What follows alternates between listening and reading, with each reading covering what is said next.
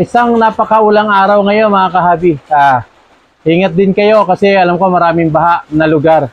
Nandito tayo sa shop kasi medyo ito kasi pinag-isipan ko itong nire-resin natin.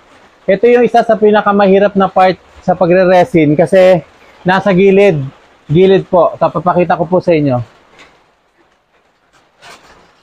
So, ito kasing ginawa natin na to, no? Ito po yung nasa gilid, yan. So, sira po ito. Biyak po yung kahoy niyan hanggang taas. Yun. Hanggang dun sa loob. Then, ang kagandahan dito sa ginawa natin kasi na to, hollow po ito. Ibig sabihin, butas po yung ilalim niyan. Yan. Butas po. So, makikita nyo yung ating mga daliri dyan sa loob. Yan. So, ibig sabihin, kaya natin ginanito to para magkaroon tayo ng options na paglagay ng ilaw sa loob kung sakasakali. Kahit ito pong malaki na to, yan pong malaki na yan, butas din po yung ilalim yan. Yan. So, ibabaw po ang resin. Kaya nga yung part nito, itong mga pagtagilid na to, ito po isa mga medyo, ito yung mga challenging part po na gawin. Yan.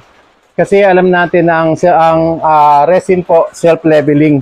Ibabaw lang.